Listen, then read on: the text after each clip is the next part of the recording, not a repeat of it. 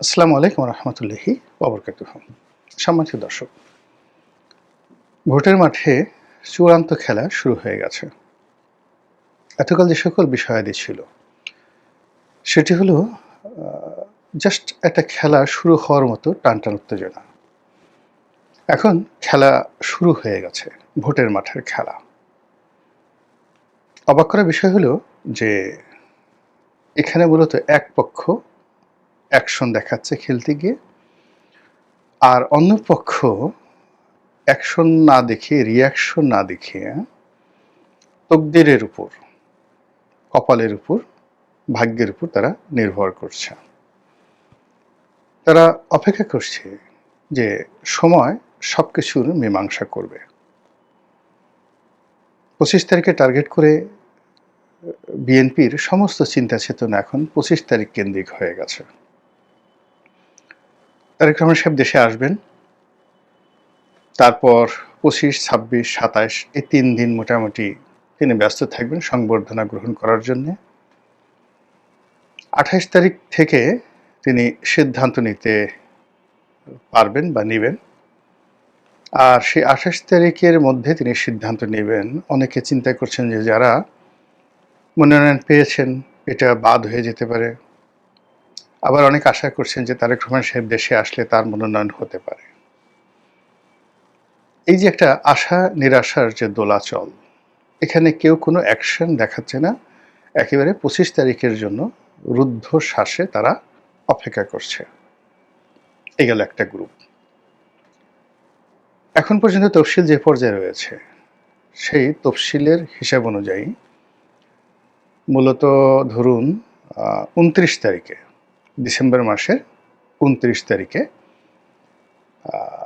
এই প্রার্থিতা মানে তাকে নমিনেশন পেপার জমা দিতে হবে, প্রার্থিতা কনফার্ম করতে হবে। তাহলে আমি যে হিসাব বললাম যে তারেক রহমান সাহেব যেদিন আসবেন ওই দিন ২৫শে ডিসেম্বর, তারপরের দিন বন্ধ। তো সব মিলিয়ে মানে যে অবস্থা, সেই অবস্থায় ২৮ তারিখের আগে ওনার পক্ষে অফিসে বসে কোনো সিদ্ধান্ত নেওয়া সম্ভব হবে না।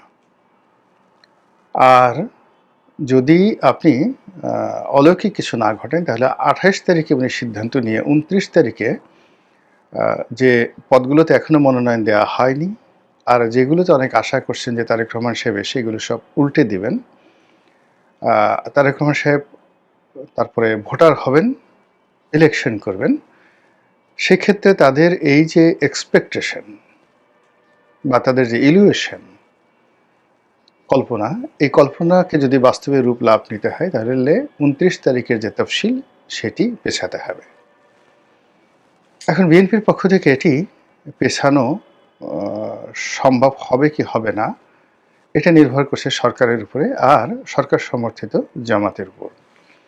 জামাত যদি দেখে যে এই কর্ম করলে, অর্থাৎ যদি তফসিলটা না পেছানো হয় তাহলে বিএনপির মারাত্মক ক্ষতি হবে, তাহলে আপনি ধরে নিন তফসিল পেছানো হবে না। বিএনপিকে তফসিল পেছানোর জন্য আন্দোলন করতে হবে এবং এটা মানে বিএনপির জন্য একটা আত্মঘাতী সিদ্ধান্ত। তখন সবাই বলার চেষ্টা করবে যে আমরা তো তফসিল দিয়েছি তারেক রহমান সাহেবের কথা মতোই, আর এখন যেহেতু তারা পেছাতে চাচ্ছেন তো কাজেই আমরা এখন পেছাবো ৬ মাস।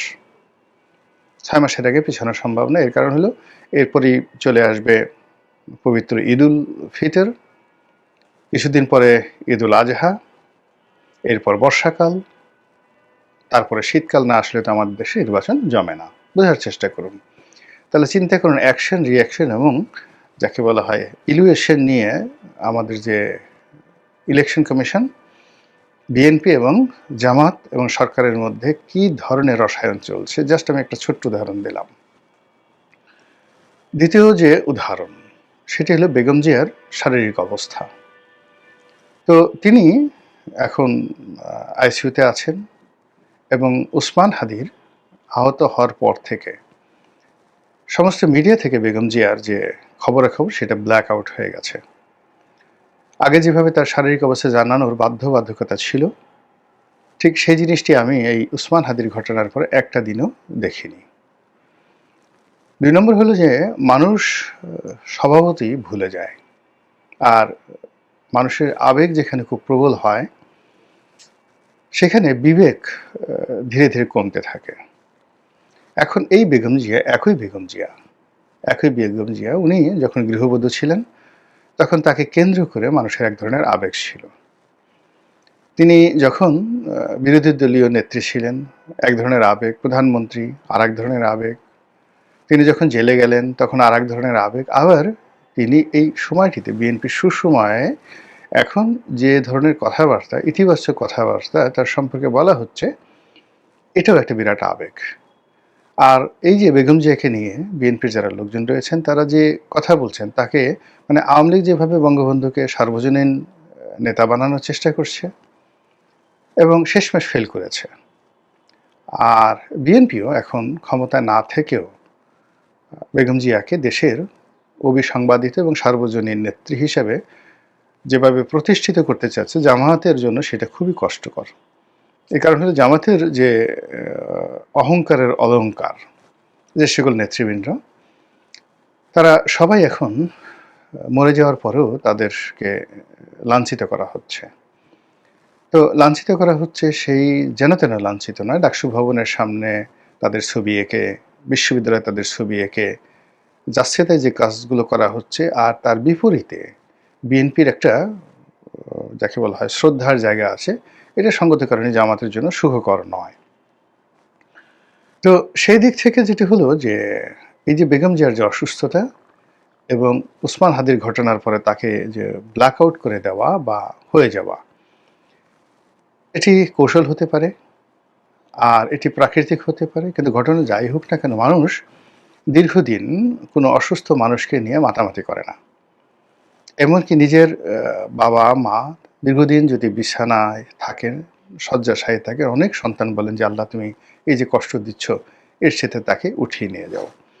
তো কাজেই আজকের দিন থেকে 25 তারিখ পর্যন্ত, কিংবা ধরুন একেবারে 29 তারিখ পর্যন্ত, কিংবা ধরুন একেবারে নির্বাচনের পূর্বক্ষণ পর্যন্ত বেগম জিয়ার শারীরিক অবস্থা, অসুস্থতা, তার বেঁচে থাকা না থাকা, এগুলোর উপরে বিএনপির তকদির নির্ভর করছে।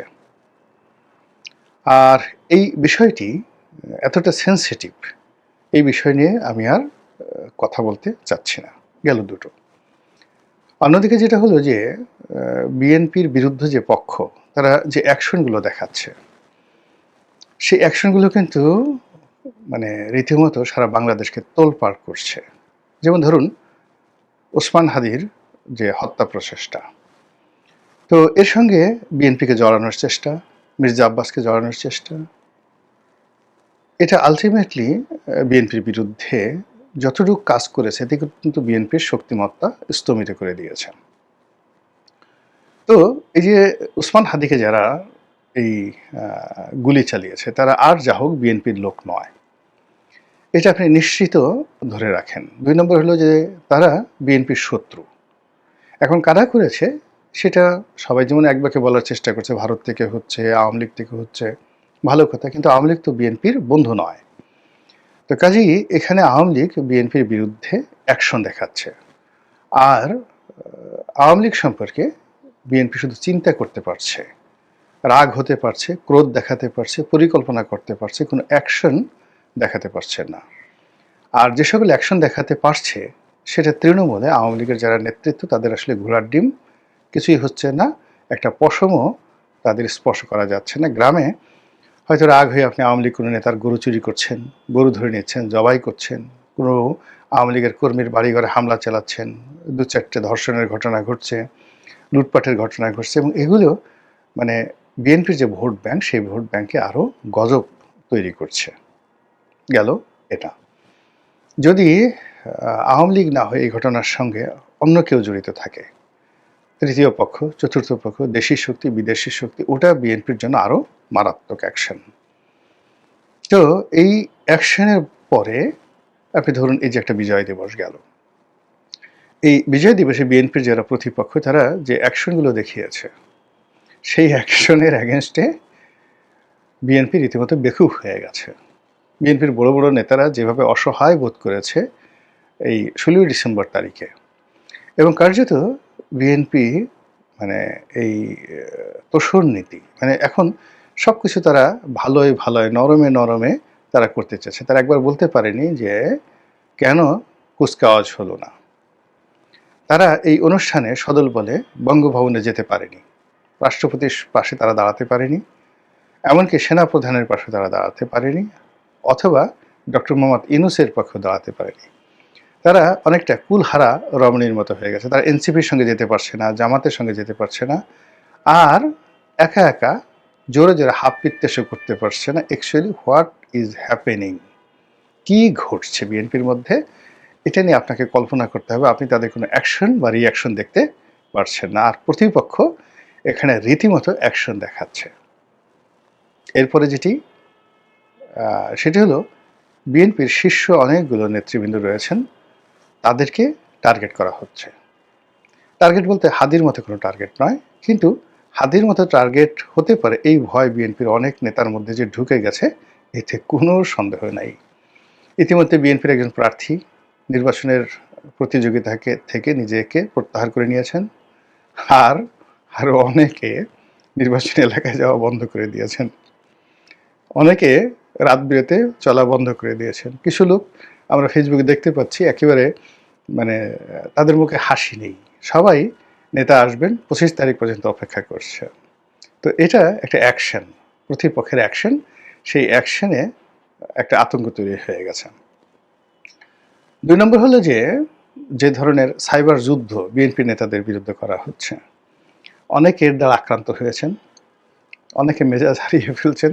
বিশেষ করে মির্জা আব্বাস সাহেব তো সিরিয়াস মেজাজ হারিয়ে ফেলেছেন। তো মির্জা আব্বাসের মতো আরও অনেকে, মির্জা ফখরুল সাহেব মেজাজ হারিয়ে ফেলেছেন, বিএনপির অনেক যারা নেতাকর্মী রয়েছেন তারাও মেজাজ হারিয়ে ফেলেছেন, অনেকে কথা বলতে চাচ্ছেন না, টেলিভিশন টকশোগুলোতেও ঠিক তাদের সেই উপস্থিতি দেখা যাচ্ছে না। তাদের যারা প্রতিপক্ষ তারা একতরফা গিয়ে সেখানে যে ন্যারেটিভগুলো তৈরি করছেন, সেই ন্যারেটিভে বিএনপি সারা শরীর মানে জ্বলে যাচ্ছে। তো এই যে মির্জা আব্বাস সাহেবের মতো, মির্জা ফখরুল সাহেব, গয়েশ্বর বাবু, সালাউদ্দিন সাহেব তো রীতিমতো নির্বাসনে গেছেন, গত সেই 10-12 দিন ধরে তার কোনো বক্তব্য শোনা যাচ্ছে না। তারপর আপনার সেই আমির খসরু মাহমুদ চৌধুরী সাহেব, তারপর ইকবাল মাহমুদ টুকু সাহেব, অন্যান্য যারা সিনিয়র নেতৃবৃন্দ আছেন, ডক্টর মঈন খান, ওনাদের কারোরই বক্তব্য শোনা যাচ্ছে না। অথচ তারা যে কথা জানেন, বক্তব্য জানেন, আওয়ামী লীগ জামানাতেও কিন্তু তারা মানে শেখ হাসিনার মসনদ কাঁপিয়ে দিতেন বিভিন্ন রকম কথাবার্তা বলে। তারা ভয় মানে এই যে সবাই বলে, কিন্তু শেখ হাসিনার জামানাতে এই যে জেলে ঢুকানো হলো, জেল থেকে বের হয়ে তারা এমন একটা বক্তব্য দিতেন শেখ হাসিনার সম্পর্কে। কিন্তু এখন কি একটা অজানা আশঙ্কা, তারা মুক্তিযুদ্ধ নিয়ে কথা বলতে পারছেন না, গোলাম আজম সাহেবকে নিয়ে কথা বলতে পারছেন না, ডাকসু নিয়ে কথা বলতে পারছেন না, ডক্টর ইউনূস